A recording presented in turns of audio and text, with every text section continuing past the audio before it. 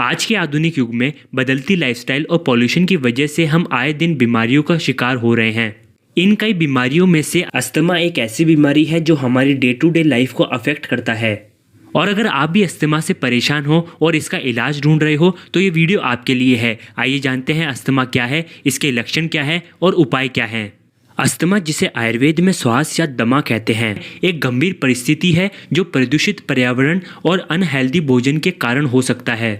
Asthma हमारी वायु मार्ग यानी कि श्वास की नली को संकुचित करता है, जिससे प्रभावित व्यक्ति को सांस फूलने की समस्या या सांस लेने में असमर्थता महसूस होती है। अस्थमा अक्सर खांसी, इन्फेक्शन और एलर्जी से भी जुड़ा होता है।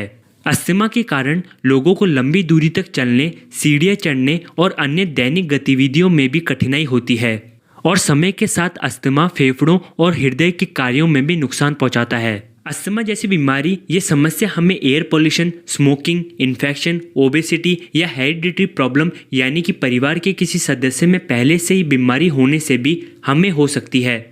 आमतौर पर अस्थमा के अटैक अधिकतर लोगों को सुबह के समय, अधिक परिश्रम के बाद, मौसम में बदलाव के कारण, धूल के संपर्क में आने से, कुछ अनहेल्दी या एलर्जिक चीज़ें खाने के बाद, रंगों से, खाना पकाने से आने वाली तेज गंध या सुगंधित उत्पाद जैसे कि परफ्यूम, इत्र इत्यादि से होता है।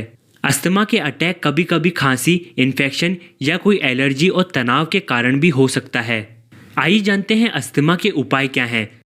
अस्थमा जब गंभीर रूप ले लेता है तब धीरे धीरे फेफड़ों में जमाव बढ़ जाता है और सांस लेते वक्त कफ के कारण घरघराहट जैसी आवाज़ निकलती है। उस वक्त आमतौर पर लोग क्विक रिलीफ यानी कि एलोपैथी ट्रीटमेंट चुनते हैं। एलोपैथी में केमिकल दवाइयाँ, पंप्स और स्टेरॉइड्स की सहायता से अस्थमा का इलाज करते हैं, जो वायु मार्ग को फैलाने में मदद करता है और श्वास को नियंत्रित करता है। इन सभी दवाइयों के कई साइड इफ़ेक्ट होते हैं, जिसमें इरेगुलर हार्ट बीट्स, घबराहट, सिर दर्द इत्यादि जैसी परेशानियां हो सकती है। तो आइए जानते हैं कैसे आयुर्वेद बिना किसी साइड इफ़ेक्ट के अस्थमा का इलाज करता है। एलोपैथी में अस्थमा का कोई स्थायी इलाज नहीं है, इसलिए एलोपैथी ट्रीटमेंट की तुलना में प्रभावशाली उपचार अधिक महत्वपूर्ण है। इस वजह से दमा के रोगियों के लिए आयुर्वेदिक उपचार सर्वोत्तम है, क्योंकि ये उपचार शुद्ध, प्राकृतिक और सभी के लिए सुरक्षित हैं। आयुर्वेद के अनुसार श्वास या दमा कफ और पित्त दोषों के असंतुलन का परिणाम है। आयुर्वेद में पंचकर्मा थेरेपी की वमन प्रक्रिया कफा दोष को प्रभावी ढंग से दूर करता है और अन्य पंचकर्मा उपचार शरीर को डिटॉक्स कराने और संक्रमण से बचाने में मदद करता है।